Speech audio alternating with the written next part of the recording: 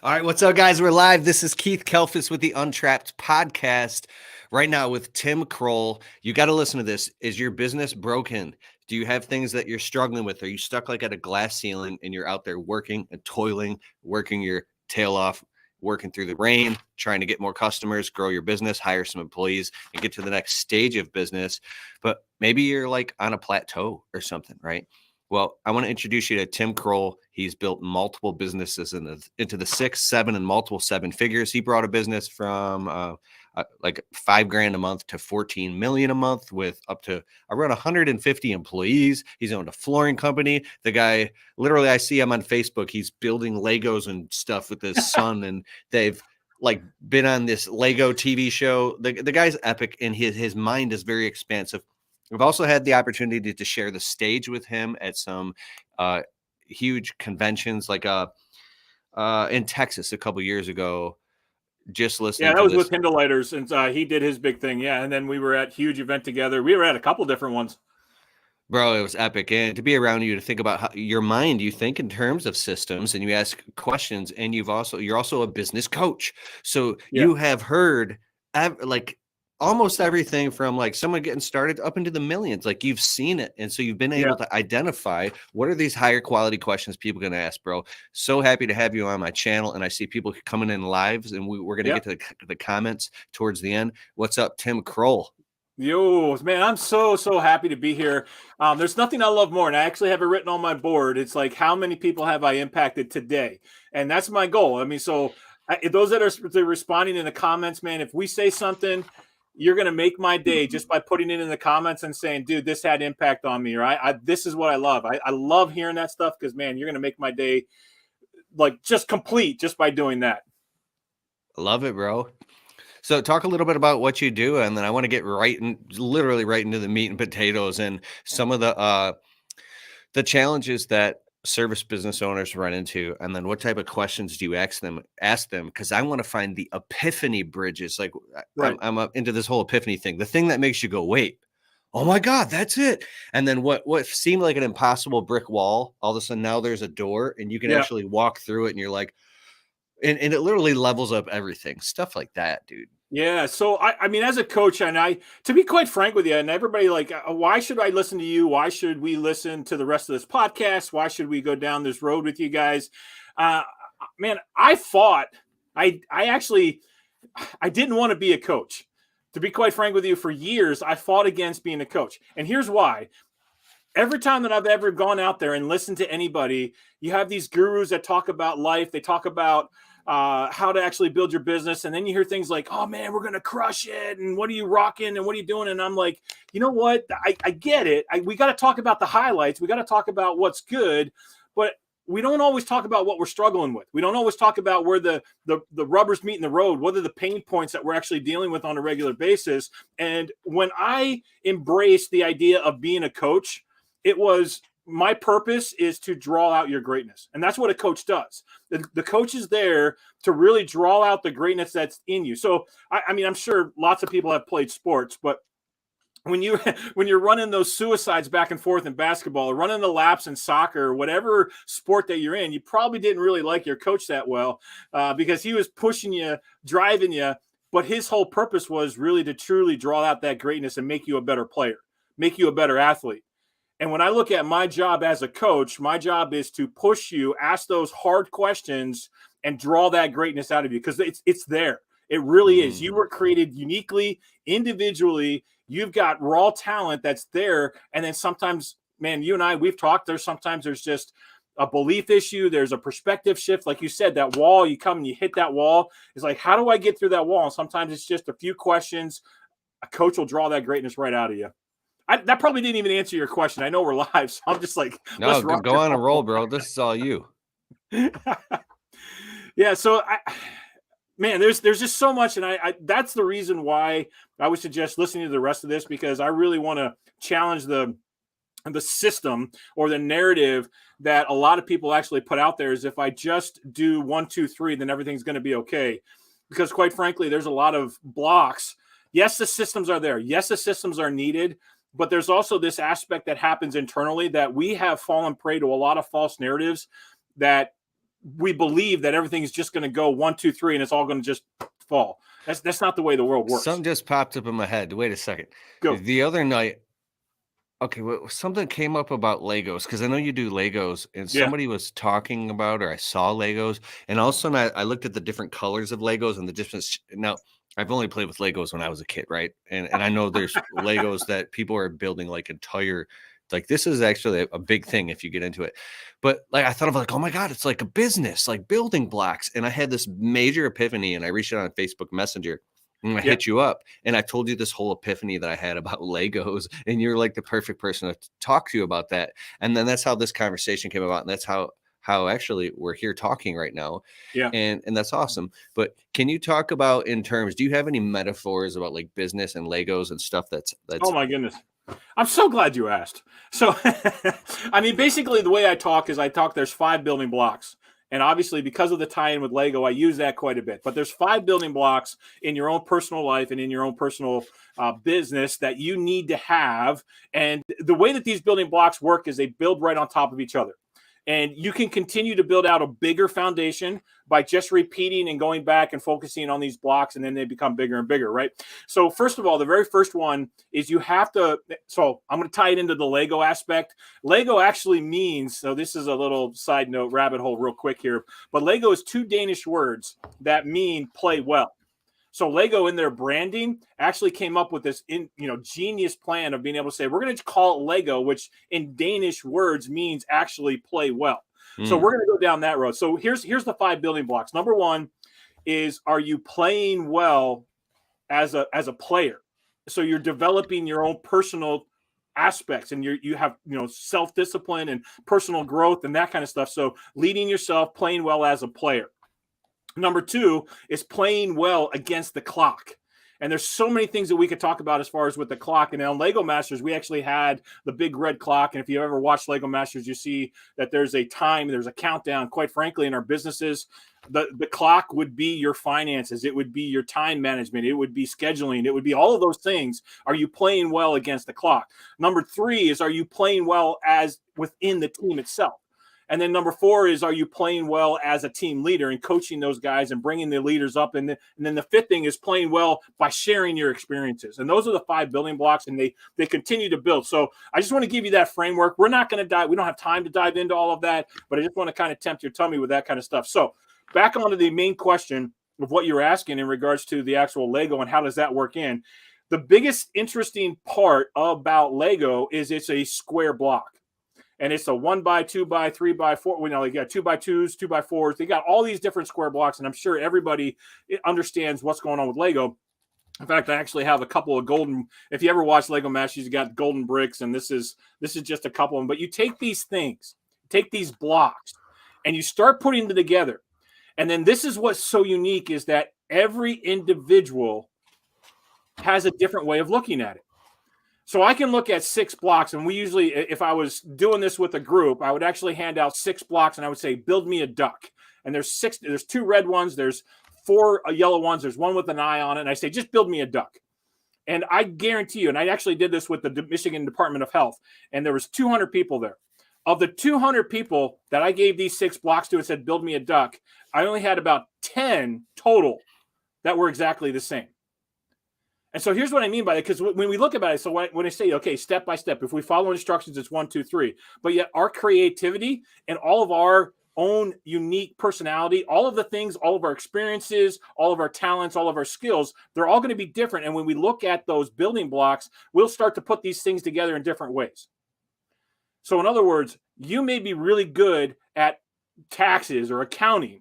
That's your skill set. So you're that building block, but you need to bring another person in to be able to fit in that building block. And it's going to look a little bit different depending on who you are and how your personality and how your characteristics and talents all fit together.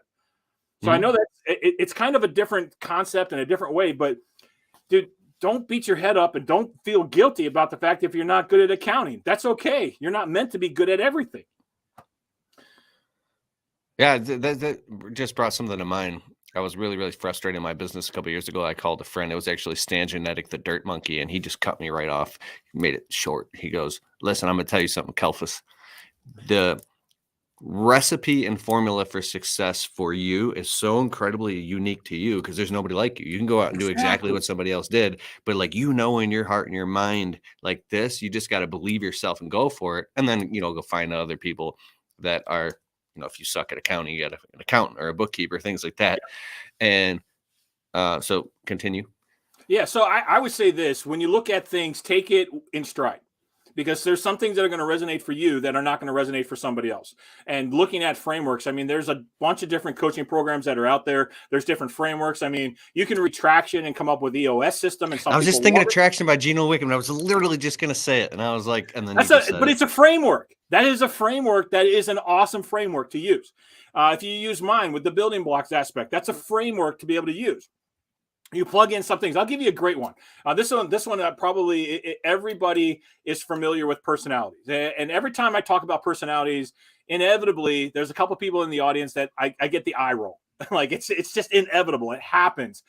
The thing with personalities, it's a framework. Some people have been burned, and I've seen this where they actually go into a corporate, they use the DISC profile, and they're basically profiling people to see who they're going to fire or who they're going to let go. And so there's like a negative connotation, but there's also a positive so there's all kinds of things that go on with personality. You have DISC profiling, you've got the animal profile, you've got your Myers-Briggs ones, there's like 4 or 5 different types of personality profiling out there that happens. And it's important to know that you're going to resonate with one.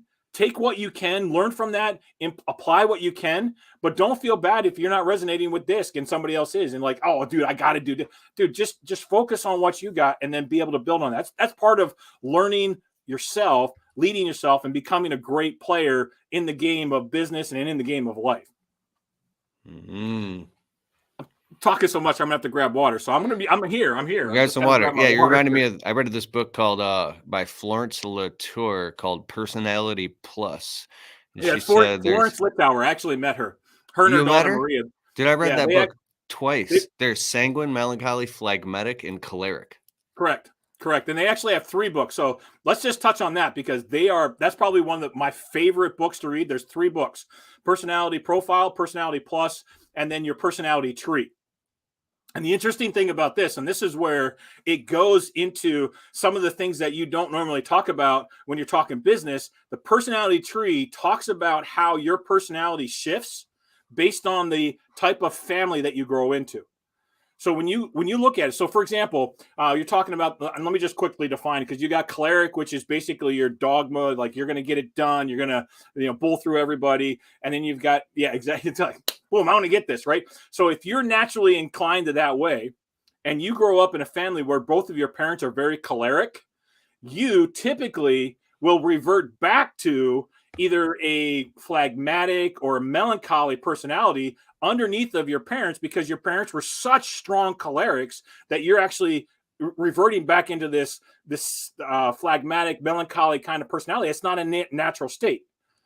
Now, that's the idea, right? So we take that idea and that concept, now you transfer it into the business. And if you hire somebody that has that exact same personality as your parents, you're going to find yourself tending to go back to a melancholy or phlegmatic personality because it reminds you of what the past was. And it's these ingrained channels that we have in our brain that is like, it's just hard to break out unless you're able to recognize that this is a pattern and this is something that I'm doing in my life. And then you shorten that cycle of, okay, I just went back to, I recognize it, I'm going to get out of it. I recognize it, I'm going to get out. You got to be able to recognize some of that stuff. And that only really comes with somebody that's asking you the hard questions of, why did you do it that way? Why did you hire that individual versus, there's one guy I was coaching. Just cut me off if you need me to. There's one guy that you're just getting warmed up, bro. I can feel it. Well, yeah, you just let me know. Just cut me off and say, hey, let's go down this rabbit hole or whatever you need to do. But there's one guy that I was coaching, and he struggled to hire individuals. Like every time somebody came in, he was struggling in the worst way to be able to get somebody that would come in and that would end up staying and being a great worker. And so we started digging into this a little bit and looked at a little bit at his personality, looked at the people that he was hiring. Yes, he had systems. He had all kinds of stuff, was using all the things that you get told to use, right? The challenge that he was running into is that he was hiring as a father. which, so just bear with me. As He was a hiring as a father. father, and he was treating his employees like kids, not like employees. And so there was a little bit of this enabling that was going on. So he would take somebody that he felt sorry for, thought that he could actually train them, bring them up, and like, you know what, it'll get better. It'll get better. I can't tell you. There's probably 50 employees that he went through, just trying to be able to and help them, but he was actually enabling them, and then they would just burn him. And he's like, I don't understand what's going on. Every time I hire somebody, they just run away, or they I pay for them to do this, or I got them these brand new boots, or I got like all of these things that were going on, and they just kept running away. I'm like, dude, you're enabling them. I mean, like, you got to have rules, and you got to be able to put that together. Anyway, so dude, you're just opening up some gold nuggets here, because there's some stuff that people watching are too afraid to admit. They have these weird boundary issues with employees, and they don't know how to like where it goes. And then they can think, well, it's the employees, or maybe it's me, or yeah. I'll tell you what right now, and this is why I did the 5 building blocks, and this is exactly why. Because I did survey on Facebook. I was like, what's the number one issue in my business? 365 comments, 60% of them employee related, finding employees, retaining employees, trying to find good help, and then all the other stuff that everybody else has, but the employee thing. So I do want to kind of put a little category on it, and I think this is probably the hardest time in the history of hiring, finding good employees, being able to have it. It is definitely the hardest, and I don't want to gloss over and say that there's something going on in our current economy that's causing some of that to happen, which is that's a whole nother conversation. So I do want to recognize that and put that there. But at the same time, there's a lot of things that we do that screw it up and mess it up. And so that's why, like I said, I built the 5, I talked about the 5 building blocks, and the very, very first one comes with who you are. How are you leading yourself? Do you understand your personality? Do you understand your communication style? Do you understand the way that you actually are, your personality, your skill sets, your talents, your history, your belief system of how to do business? All of that stuff has a direct impact on who it is that you're hiring. It has a direct impact on how you're leading your company. It has a direct impact on how you're training your employees. It has a direct, all of that stuff is tied into you. At the bottom line, it's how do you become a better leader, a better person? And if you don't work on that, you're never going to fix your hiring system. You're never going to fix your employees. You're never going to fix your training system. You've got to work on you in order to be able to be that person. And that's what a coach does. Like I said, you got to draw out that greatness. You're not going to like what I say, but you're going to draw out that greatness. I feel like I need to pause to let that sink in a little bit. I'm just letting it sink in. Hey, real quick, I'll just do a quick intermission real quick. For those of you guys listening here on the live stream, say what's up in the comments. We're going to get to your comments soon. I see you in the comments. I appreciate you here. Thumbs up and like and heart and all that stuff. And if you're listening on the Untrapped podcast on Apple or Spotify, how you doing? You can watch these live streams. We're going live at Wednesday in the evening. It was 4 p.m. Now that the season's really kicked off and we're busy and a lot of people aren't home from work yet, 6 p.m. And then we're putting out 2 shows a week right now on Mondays and Thursdays on Apple, Spotify, and all the platforms. And then, yeah, so this is awesome. People have been reaching out like, when's the podcast going to be? It's like, Jesus, man, we've done so many shows, but let me check something real quick here. Dude, somebody's commenting about how fast I talk. I'm a little Eastern. I got a little bit of Eastern. I've seen it in the comments here. Somebody's like, dude, that guy, how do you get a word in?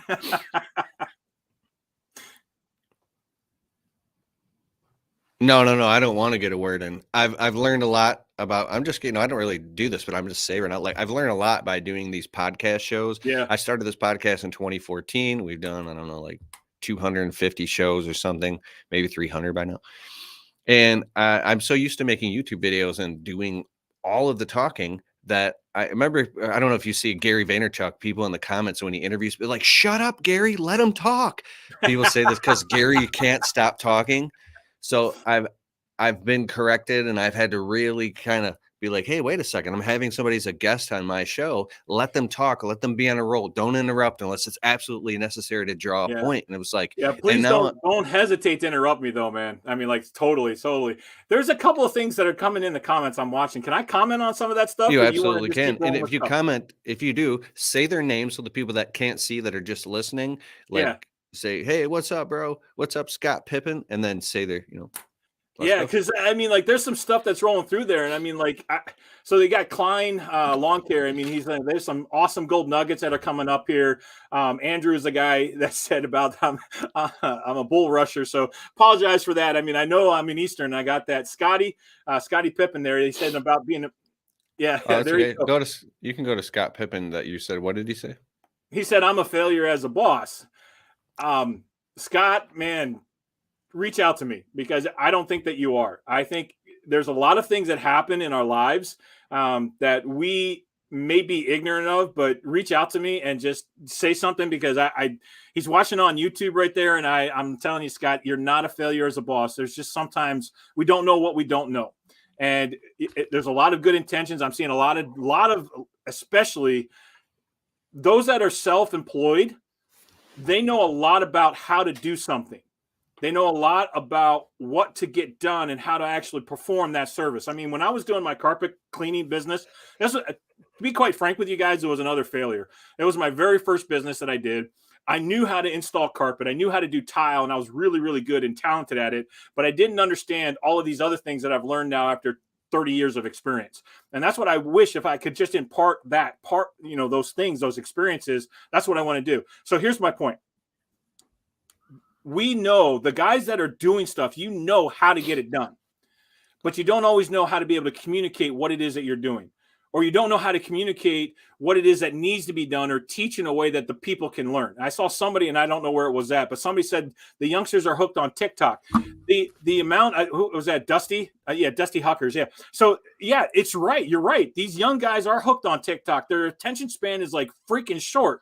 And we're still giving them a freaking thick manual that's 100 pages long, and we expect them to read it. I guarantee you 100% they are not going to read that book. Never in a million years I get them to do that. TikTok is an endless stream and an infinity stream of videos that are about 30 seconds long. If you think in the way that they're consuming information right now, that will give you the ability. What are you doing? Bro, I'm getting me a TikTok video clip right now, bro. I'm ADD. Let's go. I love it. I love lives. I absolutely love lives. But if you seriously though, I mean, if we think about it, instead of using the TikTok as a negative, let's look at it as a positive and make 20-second videos and then just have it as a scroll so that people can learn how to freaking do their job, right? I mean, let's just absolutely go and embrace what it is. Let me give you this example. And you, again, cut me off at any point in time because I get all this stuff in my head and it just kind of tumbles all out. I'm sure almost everybody knows who Mr. Rogers was. I mean, that's an iconic platform. I mean, he is just one of the people that I grew up on. If you read his story, I don't know if it was a biography or an autobiography. I can't remember who wrote it. But if you read his story, when he was first introduced to television, and this is in Pennsylvania where he was living, when he was first introduced to television, he was appalled and astounded at the crap that was coming out of TV, to the point where he refused to allow that to be in his house. But then there's something in his mind that actually switched. And he said, so many people are consuming TV. There is an opportunity there, a platform there, that if I create Mr. Rogers' Neighborhood, I can have access to teach these kids some wholesome values. He was the very first individual to go on national TV and put his feet in a pool with another African-American to show that it was okay, and to break down the segregation and to stop some of the racism. He was the first guy to do that on TV. And it's amazing. When you look at that, he was appalled by something and then something switched in his head. And now he can actually look at it and say, I can use that to be something different, to teach and make an impact on all those people all those kids. I mean, literally thousands and thousands and thousands of kids that were able to cope with death in the family, able to cope with divorce, able to learn a little bit about what it's like to not be racist. I mean, those kinds of powerful lessons. So anyway, let's just go ahead, man. I watched Mr. Rogers' Neighborhood when I was a kid, and it was profoundly impactful and positive and transforming. It was that was super cool. And then I also watched Eddie Murphy's rendition of it on Saturday Night Live. And I love Eddie Murphy anyways. Yeah. Yeah. But I mean, like, you can take anything that you're looking at, and that's whether it's the TikTok aspect, and that's a great example, because a TikTok is definitely something that can be a huge distraction. It's an infinity pool of videos, and that's the way they made it on purpose, is to be able to have it so that people are just scrolling and scrolling and scrolling, and they don't realize how much time is actually. Same thing with Instagram Reels. I mean, there's no difference in those. So you can choose to get angry about it, or you can choose to say, this is where the kids are at, and how can I touch and impact the kids today and be able to really truly teach them or have them get some of those values. I mean, it's your choice. Mm-hmm. Yeah, I look at social media, man. Some of the stuff that people put on there, that's just like, it's almost like a total waste. And who cares if you can get a bunch of views and money and stuff like that? But Yeah. I'm gonna take like just like negative crap too. Like, but I back in the day, I wanted to do pranks and stuff. I saw this funny prank. I think it was on Venice Beach. This bodybuilder's trying to rinse off or something. Oh, And the the dude, he shampoo keeps thing. putting Yeah, the I've seen that. shampoo Yeah. on his head. And then she's like, "Rah!" And Yeah. I was laughing. So I guess there is huge entertainment value, but Yeah. but Yeah, there anyways, definitely is. So which way do you want to go, Keith? You want to go and talk about values? You want to talk about foundations of company? Do you want to talk about how to build culture? I see Klein is asking about ways to build culture and show employees that you care. I mean, which direction you want to go? It's your yeah, prerogative. I really love that question, and I want to actually look into the comments here and see what they want to say. Because let's see, Dwayne Rose, Klein Lawn and Landscaping. Here, this is a great question. He says Klein Lawn and Lawn Care and Land Snow Plowing says, "What are some ways to build great culture and ways to show employees you care? I'm working on being quick to listen and slow to anger and slow to speak." Aren't we all, Klein? Aren't we all? I'm going to go through a couple of things that I found to be practical. I've coached probably 100 not lawn care, 100 service businesses. One of the things that I would recommend is it actually comes down to like a parenting technique. You have to be physically present with them and experiencing things. So when I was talking, I'm going to relate this a little bit to when I was talking to the Michigan Department of Health, and we've all gone through this, and this is not a political statement. This is just the facts. The last 2 years, when it comes to the COVID in Michigan, we had a federal that was telling the local health department what to do. And then we had our state officials and governors telling the local health department what to do. And the local health department was trying to listen to some of the local, whether it was the restaurants or whatever. But every time they got a new mandate, which was about every 12 hours through this thing, they had to go back and say, no, it's not about masks. No, wear mask. No, you need to close down. No, like, it was just a freaking mess, right? And so their biggest challenge was, how do we create trust? How do we engage with trust and build that relationship back after it's changed multiple times? Okay, so let's apply this directly to your business. If you have multiple changes that are going on in your business, the changes erode the trust. Stability is what gives you trust. Now, the way you create stability is obviously having things that are consistent. That's number one. Number two is shared experiences. When you have a shared experience, it creates a bond between you and the employee. Now, you have to be careful on how deep the shared experience goes, but let me give you an example. When we were on Lego Masters, there were 24 of us that went through a shared experience. So we were all on the show, and we all had to go through a lot of crap. We got up at 4 a.m., 4:30, and then we didn't get back to the hotel until about 11 p.m., and that was about 5 days a week, 6 days. We got off early at 6 o'clock. So we're physically exhausted. We're, obviously mentally, we're constantly thinking, creating all of this kind of stuff. But by going through that shared experience, we have now created a bond with Lego Masters that it transcends politics. There's both the red and the blue in our group. It transcends, whether it's your gender identity, all that it just transcends everything in the fact that we have a shared experience, which allows us now to say, you know what, some of that other stuff doesn't necessarily matter because we know that we can do this and we were able to get through it. So as an employer working with your employees, find ways to create shared experiences. They can be simple as you bring in and you make pancakes in the morning for your employees. Lunchtime, you bring everybody back and you do a barbecue. things like that make a huge difference. I'm going to call out Ryan Fox. I don't know if he listens to this, but he was one of my mentees or one of my coachees while I was working with them.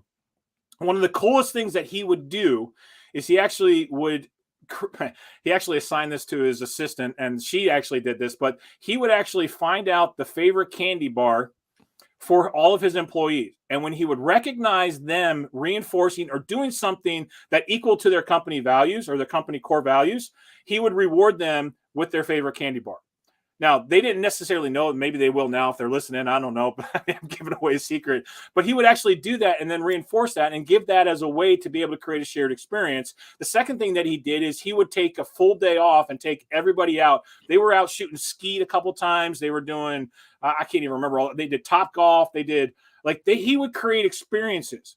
And by sharing that experience, what it did is it allowed that culture to grow because they trusted each other. Now, when things happen, because things are going to happen in business where you're going like, sorry, dude, we don't have any work today. You're going home. That's going to happen, right? If you have shared experience and you have trust, the employees are willing to work with you through that stuff versus if they just feel like they're a number, a time clock, and they're just pulling a paycheck, they're going to be like, okay, I'll go somewhere else and find something else. But when you develop that relationship I'm probably not allowed to share. I shouldn't. That's Ryan's story to share. But I can tell you this. There were some very traumatic situations that happened in his employees' lives that employee came back and told Ryan, I feel like you guys are more of a family to me than anybody else that I've ever talked to. Because Ryan really, really focused, Ryan and Brett, his partner, they really focused on developing that culture and working with those shared experiences. So number one is consistency. Number two is creating shared experiences. And there's a whole lot of other things that we can go down, but those two things are paramount to be able to create a culture. Obviously, I'm making an assumption here that you have your values, your core values, your foundations, systems in place. I'm making all of that an assumption. We often miss that, what we would consider soft skills of being able to communicate and talk with your employees and actually do life together in a manner that's appropriate. Yeah. I like that idea. There's a lot more. Building culture and bonding. Yeah, Dwayne Rose is saying about buying lunch for his guys on a weekly basis. So there's probably a couple of guys. Read the comments. If you guys are watching this, read the comments because it looks like there's a couple of guys that got some great ideas in there. Yeah, Dwayne Rose says, I buy lunch weekly for my guys, but I also teach my guys how to do work the right way to where we can go out and do their own thing one day. Oh, so they can go out and do their own thing one day. You got to teach. Yeah, so you play a mentorship role as well. Jim Duffin. I love Jim Duffin's always commenting very intelligent and smart-ass things in the comments. Quality of employee, quality of work. Well, that wasn't, but that was just a truism he said. Yeah, I'd be curious. Dustin Huckers, he actually said something about focus on the quality. It's a struggle to find people who can finish to a high standard. I would be curious though on that if it's too high of a standard, because as employers, as business owners, we often expect our employees to give us 100% just like what we would. They're never going to do that ever. They're never going to give you the exact same effort that you do. You own the business. You're passionate about it. If you can find somebody that's going to perform at around a 70 or 80% of your skill set or of your quality, man, you got a winner. I mean, set that bar a little bit lower there. And I don't know, again, we're reading a comment and there's probably 1,000 descriptions and details behind it. So I kind of, tongue in cheek kind of a thing here when you comment on some of this stuff, but yeah, absolutely. Hey, that Christmas bonus, I can't see who actually just said that because it was Hen-Jur Christmas bonuses. Yeah, I'm going to tell you one thing that I have talked to a lot of guys about. When you're doing that Christmas bonus, money is the least motivator. It actually does very little to motivate and very little to create culture. Now, do you need it sometimes? Absolutely. But I have seen people come. Brett Fry is another guy I coach. He's a great guy. Great. He does a power washing too. He was in power washing. He took a old wand and sprayed it gold as a prize for who was the best employee and that became the most coveted prize out of everything during the Christmas time. Is if you got the golden wand, you were like, that was it. Now, Are you like talking about a pressure washing wand or something? Yeah, just a regular pressure washing wand, just a broken pressure washing wand. He painted it gold, and it was called the Golden Wand Award. And Oh, he like actually the gave it Golden out Squeegee Award. yeah, he gave it out every do the squeegee. That's another thing. I mean, like, depends on your business. I mean, if you're landscaping, obviously maybe it's the golden shovel. I don't know, but you make it per your business. But when you give out stuff that means things, I mean, that's why this golden brick means so much, is because of what's behind it. I mean, this is really truly a worthless piece of plastic. But when I tell people, like, hey, this is the golden brick, and it's because you did such a great job. I did this at Jay's Sporting Goods, and it was really for exemplary customer service. And the guy in the fishing department actually had a shared experience, and the customer came back and said, man, I can't believe how knowledgeable he was. He helped me out. He did all these things. And so we gave him the golden brick. And then they're supposed to pass it from people to people when they get good customer experiences that are coming back. So there's things like that. I mean, just be creative, and it really creates a solid culture that people appreciate each other and actually work really well with each other. So, but what can you talk real quick about circumventing the issue of having the right people in the right seats, though? Sometimes it could literally be the wrong person. Like, how do you identify and have discernment of your stuff versus their stuff and the lines and boundaries? The toxic employee, I would say that's probably the hardest one. I can't name names, but I'm going to give you an illustration because it's happened so many times. It could be in almost every freaking business. There is often, when we start a business as an employee, an employer, when we start a business, we make, let me put it this way. We're visionary. And when we talk about things, we're talking about the future, and it comes across as an absolute. So typically our first employees that come in, they look at us and they hear it. And while we're talking like this is one possible outcome, and that's what's going on in our brain, they hear it as an absolute. This will absolutely happen. That absolute turns into, and there's two different toxic people. This is the first one that I'm going to talk about. That absolute turns into what they hear is a promise. They hear a promise that I'm going to get a raise, that I'm going to be the lead, I'm going to be the foreman, I'm going to be whatever that promise is that they hear becomes their absolute. Bro, if you knew me, like, well, we didn't know each other, but if you ever did business with me, I'm so like shrewd, and I always keep everything at arm's length, and everything is like very conditional. 30-day terms. We'll try it out. No deals. We'll just try a project, see how that works. Yeah. And I was like, I just push things so far back. It's like, I don't like jumping in all the way and making promises with anybody on anything, bro. I've just, because I have friends that I've watched, build and fail in like 16 businesses before they found them. And I've watched so many things just blow up that, oh man. Anyways. Yeah, so here's where this whole thing is going, is if they hear that promise and that piece of that. So if they're the very first people that are coming in as an employee, they hear that, and then it doesn't come to pass. And whether that's 6 months, 9 months, 10 years, I don't care how long it is, that individual, while they may have been a great employee at the beginning, will turn into a very toxic employee. And those are often the hardest ones to fire because, like, well, he's my friend. Or we went through this business together. We had to go. Yes, you can work through it and try to talk to them and whatever, but quite frankly, it's your fault for talking the way that you did. And unfortunately, the end result 9 times out of 10 will always be you have to let that toxic person go. Dan Kennedy has some tremendous topics he talks about this, and it's actually inappropriate to talk about here because without giving you the context of why he says what he says, it'll just make him sound like he's like a mean guy. Yeah. But he says these very specific, interesting things. One in particular, to give you a hint, he says like he goes, not people are invaluable, but certain positions of doing certain tasks. It doesn't matter if that employee has been there for 5 times longer than the other guy. That's how much that task pays. And he says some people think that they should just keep getting paid more and more and more, and just because they've been there longer. And he goes, that's just not the case. Yeah, I would say that whole concept right there, that is, if you've never read it, you need to read it. It's called Mentor Leader by Tony Dungy. The best book when it comes by Tony who? Tony Dungy. He was the coach for the Indianapolis Colts.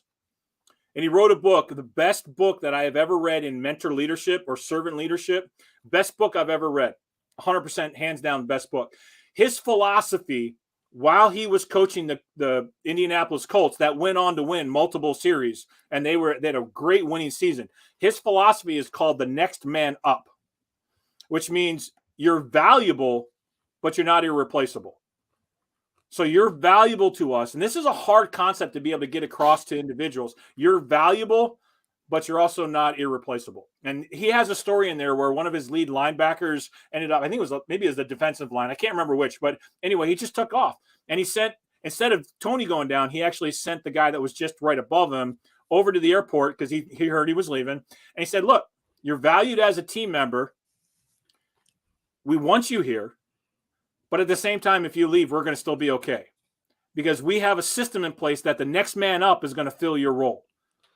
So it's a really interesting concept because now it became about the company and about the team, not about an individual, not about a person who then would have all of the leverage and say, well, if I go, then everything. No, dude, just create that next man up, create the system that's just bringing the next man up. And that should be the culture that creates that great leadership, servant leadership type culture. So I love what you just said. And the reciprocal of that would be, to me, the way I'm interpreting this would be the guardian of the black box.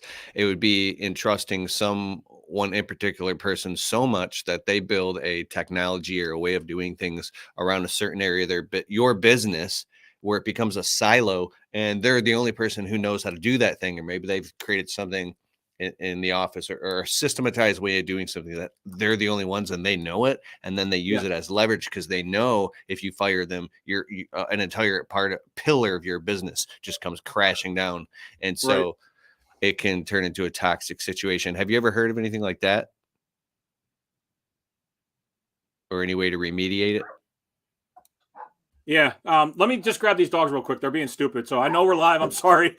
They're just barking really, really loud. Oh, the doggies are barking. Hey, we'll do a quick commercial. I don't ever do commercials on lives. They're always on the replay. I'll do a commercial real quick. I'm all done. Guys, well, now I got to do it because I just started it. If you're looking for an amazing software to run your business on, look no further than Jobber. I've been using Jobber for about 4 years in my landscaping and window cleaning business, and I love it. And I can't imagine running my business without it. And I want to tell you about my favorite feature inside of Jobber. Jobber, by the way, is a CRM. It's a customer relationship management software program. It's totally affordable, and it makes you just next level in your business. It collects payments. It does billing and invoicing. But my favorite feature is the automated customer follow-up feature. So if you're on the phone with a customer and you're taking down their information in Jobber and you book them for a quote, you just literally book the time. You press a button and it automatically sends it to the customer's email, a nice professional email. Congratulations, or you've booked with so-and-so landscaping and we will be there this time. And then when you do it, boom, we can send them a text or a follow-up saying you're on your way. And then you can convert it to an invoice, and then they can literally just pay their bill online. So my customers mostly just pay their bill online through Jobber payments. It's awesome. If you want to get a free trial and get my exclusive discount, which is a huge discount, go to getjobber.com/Kelfus, Kalfas, getjobber.com/Kelfus. And now back to the show. Hey, we feel like we're actually on a real podcast. I mean, like that was. We are in a real podcast. I mean, like one of those Dan Bongino things or whatever that are like we're the top list. Let's go, baby. I love it. You want another commercial? No. We're good. We're good. Bill Hall wants you to do a commercial about the book, your first year in landscaping business. So you got 2 commercials coming. Bill Hall, I love and appreciate all your support, man. All right, so what you're talking about, and the original part of that is the fact of becoming. See, knowledge has power. There's actually a couple of things in business that have power and have control, and knowledge is one of those things. So if you allow somebody to be able to control the knowledge of what's going on in your organization without a system, without something else, and having backups, that knowledge becomes leverage. Because if they're the only ones that know how to do something or how things function and how it funnels, that's one of the most, I don't say most powerful, but it's a really, really powerful leadership tool that you have to really be careful of. And this, I actually talk about this in leading others. There's 5 powers of influence, And knowledge is one of the main powers of influence, which comes through the experience. And that can be basically all your powers of influence can be used either for good or evil, depending on how you use that. So to combat that is to actually understand how people use that to influence the other employees. And they don't have to be a CEO. They don't have to be an owner. They could be sweeping the floors. And if they have more experience and understand how things are going, they will have more influence than the CEO will. And I've seen this happen in small companies as well as in large corporate companies. Hey, what are the other 4 powers of influence there? The other 4, I'll give you, there's 5 of them. Okay. So number 1, this is how you influence flat out. Wait, who created this proprietary framework? Is this you? Did you create this? No. This has actually been researched and studied. I won't be able to quote it because I was in my leadership master's thing. I can't remember where I got it from, but I know that there's only 5. So look it up. Okay. 1 is reward. It's the carrot. 2 is punishment or the stick. You can influence people by punishment or reward either way. 3 is position. The easiest way for me to explain this, if a cop is pulling up behind you and turns his lights on, he's going to influence you to pull your butt over because he's in a position of authority. So position. Now, the last 2 are the hardest ones to identify, but they're also more powerful than the first 3. Number 4 is woo, winning others over. This is what a lot of people consider charisma, the ability to communicate on their level or communicate in their preferred language. And this is a whole nother conversation that we can go into, but the ability to communicate at where they're at. And then 5 is what we call the experience, and experience equals knowledge. So you have reward, punishment, position, woo, and experience. Those are the 5 powers of influence. And that's how you lead anybody or how you get anyone to do anything. One of those things. So reward, punishment, position, woo, charisma, winning them over to like whatever you're woo is winning on your mission. Over. That's what it's WOO. So it's woo, winning others over. Winning others over. Because I listened to this amazing audio tape one time called The Billionaire Way. And I think the guy was a billionaire, and he was talking about all the qualities of a billionaire. He said one thing that stuck out to me. He goes, the billionaire always needs everybody's help. He's constantly, he's like championing a movement and needs everybody to help because, like if you think about it. So that level of charisma. Now, with all that being said, if you draw a line down the middle, what's the difference between somebody who's like heart-centered and soul-centered and their moral compass is in the right and it's all like for the goodness of those people versus somebody who's a straight-up sociopath? Like, where's the line? I would call him a narcissist. I mean, straight-up narcissist kind of a thing. Narcissist. And that comes down to this is the personal growth side of things. Again, that's why I have the 5 building blocks. Because some narcissists are highly successful people. They're very good at getting other people on board, and they're like some of the most successful people are narcissists. So so let's use public figures, and I'm just going to call them powerful leaders based on the fact that they can influence others. Okay, that's it. I'm not saying that I'm actually going to say that they're evil. Some are definitely evil, but they are strong leaders because they influence nations. Okay. We're going to go back in history just to avoid any politics for right now. Be careful what you say. So the algorithm. Yeah, I know. So let's go back in history, and that way we'll just leave the history part of it. Right. So when we look at history, we can actually find and pull leaders. So let's look at Mother Teresa. She had incredible influence and incredible leadership skills because she was heart-centered. She had a good moral foundation and was able to influence Gandhi, another great example of how to be able to influence an entire nation. Now, in a good way, good positive way. Now, another great example, not in a good way, but it is a good example, is Hitler. Hitler influenced an entire country to start attacking the entire world and then to massacre an entire population, millions of individuals. And you can see the same thing with inside of Italy. Bro, it's real quick. I'm listening right now to the book I'm reading constantly, but I'm halfway through with the book, The Theory of Everything by Ken Wilber, who's thought to be one of the most intelligent people to ever walk the planet modern day.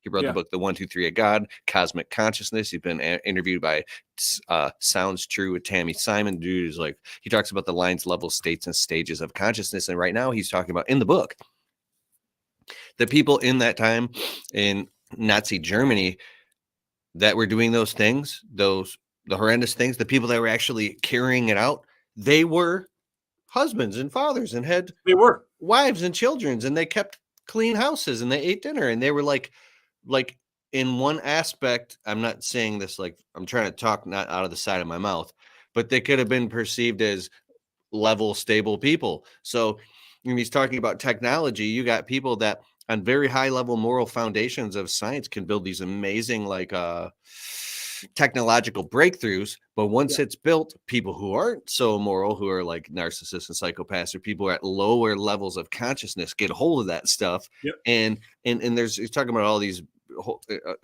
primordial type of feedback loops in consciousness, and it's like it really opens your eyes, and it's important to see that. See, now I'm going down the rabbit hole. Yeah, well, let's kind of bring it all back together here on this part of it. So those are the 5 powers of leadership. They can be used for good and bad, good and evil. Like there's no doubt that there's 2 sides of that. For you, in order to be able to effectively manage, and that's why it's the 3rd building block, you have to understand who you are and build your own personal growth plan. And there's 4 pillars. You're, like I told you, so physical, mental, social, and spiritual. And if you don't have that foundation, then you are going to lean towards the narcissistic side of leading others. And I would say that you would actually be manipulating others, not influencing them. And the difference between manipulation and influence is out of the betterment and the good to create a better individual. Manipulation is for your personal gain. I love it. Everything you just said. It just triggered something in my head that's very practical, tactical, fundamental. So what if someone's like, well, I want to grow this multi-million-dollar business and hire all these employees and promise them payroll and benefits and all these things and company vehicles, but I just can't seem to get the profit margins high enough to even be able to afford all that shit. So I feel like I'm lying when I'm saying all these goals because the economics ain't working. So what's the question? You got to make the question is, what if the economics don't meet up to the person's vision and they can't get the damn economics to work?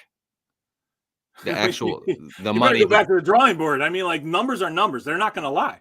Exactly. I mean, like you can have a grand vision of where you want to be and what you want to do, but if the numbers aren't working, then there's no way that you're going to be able to physically. I've done the math. Like, for an example, I'd be like, okay, for me to have all this stuff, I need to charge. Oh my God, to pay everybody medical and health insurance and dental and all these things and have this whole vision, I need to charge $186.43 per man hour. Sit all Sunday crunching it, and then I go tell the customer it's going to be, I don't know, this price, and they're like, "What? That's 5 times more expensive than the other landscaper." So, do these guys build on these extremely thin, razor thin profit margins to be able to do this stuff and build this culture and company? Now you're asking a very complex question that we have about 8 minutes to answer. So here's the biggest challenge that you're going to look at, and let's see if I can simplify this in just a really short kind of a proverbial statement of some sort. You will, if you're selling on price, you're probably always going to fail. People don't buy on the price. We show up in tuxedos and shit and trim your shrubs and do the mulch and lay the bricks. Yeah. So the number one thing, and this is what always blows me away, is how in the world can a pair of Nikes be worth $300-400 when I can go down to Walmart and buy a pair of shoes that are going to be very, very close to the same quality, not the same brand, but very close to the same quality for about $30 or $40. Mm-hmm. Why can somebody do that? How does Nike actually get that? Because they don't sell on the price. They're selling on the image. They're selling on the emotional experience. So when you're talking about price, if that's your focal point, and I don't care what business you're in, if you're talking about price, you're never going to win. 100%, you're never going to win. There's actually a whole thing that I do that I go through a whole sales process, and I know that there's other people that do this, but number one is it's a 4-legged stool. Number one is the know, like, trust, but I like to call it a little bit different. One is the shared experiences. 2 is the fact that you got to get a belly laugh with them. And then 3 is they're going to trust you as the expert, right? So you've established yourself as the expert. Once that's done, now you have the ability to influence or manipulate depending on which way you go. The next step is to kill a competition. And what I mean by that is you actually have to work on the emotional part of things. So when you're talking to them, they're not buying landscaping. They're not buying a shrubbery. They're buying a backyard experience with their friends. They're buying the keep up with the Joneses. They're buying all of that. If you price based on, if you're selling just on price and not on the emotional aspect and all the other things that come with it, you're going to lose. So once you have the emotion attached to what your service is, then you can go to, can you afford it? And that has to be solved, because you could sell $1 million yacht, but if you can't afford it, they're going to cancel on you every time. So you have to make sure that it's affordable. Sometimes it has to come through payments. Sometimes it has to come through some financing. Sometimes there's other ways to be able to do that. If you're selling a high ticket, there's a way to be able to work on that. And then the last one is my MSRP. Whatever price you set down in front is going to be okay, because you've established your trust. You've established yourself as the expert. You've tied in the emotion, and they're buying an experience. They're not buying a product. They're buying an experience. They understand that they can afford it. And once they know that they can afford it, then everything else is okay. That's the process 100% of the time when it comes to sales. Dude, I could say something for sure. Simple as lawn care. I am a homeowner and I cut my grass sometimes, but a whole year, 2 years, I have a company cut my grass. And I think, I don't know, I kind of like cutting it. But anyways, I would be willing to pay way more to a company that shows up mostly the same time every week. And they send me an actual like invoice, and I have a contract, and I know that they're very conscientious and they don't cut down my wife's roses and she's upset, and they understand my property. They blow off everything in the basement windows and the stoops, and they go that extra mile to make sure, and they're professional, because I can see the value, and it's totally worth it to me to pay extra. Let me pause you on that, because you're actually not buying. You just said this, and this is a great illustration. You just said this. You're not buying the fact that they're cutting your lawn. You're buying the experience that they're giving to you. That's what you're paying for. Which is peace of mind. 100%. 100%. I mean, if you can have that experience, you can charge probably double your prices. If you can start selling on experience and having them be emotionally attached to that, you could probably double your prices tomorrow and be fine. I love it. They say we actually show up and do what we say we're going to do and say we're going to do it. Here's everything on our website. To me, that's an expectation. Trifleable, sure. Huh? Yeah. Right now, I feel like everybody should show up. And if you're not showing up, then, that's like the bare minimum. And if you're not doing that, then, dude, I had an experience with the pressure washer that promised he was going to be here, and then he never showed up at my house, and I never talked to him again. I never did. I hired a guy that was an hour away to come and do the job, and he was actually about $200 more because the other guy didn't show up. Yes. And it didn't surprise you? No, I've worked with a lot of pressure washers. I've worked with a lot of pressure washers. So, all right, I'm going to do a couple quick shout outs. I'm sorry, what were you saying? I was going to say, is there any other questions, any other things that you want to hit or touch on? I mean, there's a lot of comments going on through here, so. I'm going to run out. You said you had to get off in 8 minutes. That's in 3 minutes. So I'm going to do a couple quick shout outs, and then we'll wrap this up. Mr. Tidy Garden, what's up, bro? Thanks for being on here. I love how you're always on my shows and showing love, bro. Luke Trukden, thank you. Emerson, Carmen Knoll, Klein Lawn Care and Landscaping, Trey, Alicia Strickland, Andrew W. DeMorris, the Dusty Huckers, Jim Duffin, Dwayne Rose, Scott Pippen, Bill Hall. Couple more. I don't want to miss anybody. Go to the bottom. MCM Lyrics. Thank you so much. How can everybody find you, Tim Croll? The easiest spot is to go to my website. It's my name, timcroll.com, and you can find all kinds of information, pieces and parts there. Another way is honestly Google. When you Google my name, it pops up all over the place, whether it's for Lego Masters, speaking engagements, coaching, training. I mean, I'm just Google my name and you'll find lots of ways to get in touch with me. Tim Croll. Awesome, man. I'll put all that in the links in the show notes of our show. Also, this will be coming out on Apple and Spotify. If you don't have time to watch it, you can also pop on your earbuds while you work, and you can listen to it over there on the Untrapped podcast with Keith Kalfas. And I'm going to be on your podcast very soon. What's the name of your podcast, Tim? It's brand new. We're just launching. So we're actually telling stories. It's called Narrative. We're telling real stories about real people, the hard knocks, the bends in the roads, the times that you get knocked down. We're telling real stories. So make sure you check out the Narrative podcast with Tim Croll. Thanks so much for being on my show, man. It's been a pleasure. I can't wait. You're in Michigan as well, so I'd like to travel up and maybe we could do a podcast show on camera in person. So, Yeah, sounds good, man. Over and out. Thanks, everybody. Thanks, man.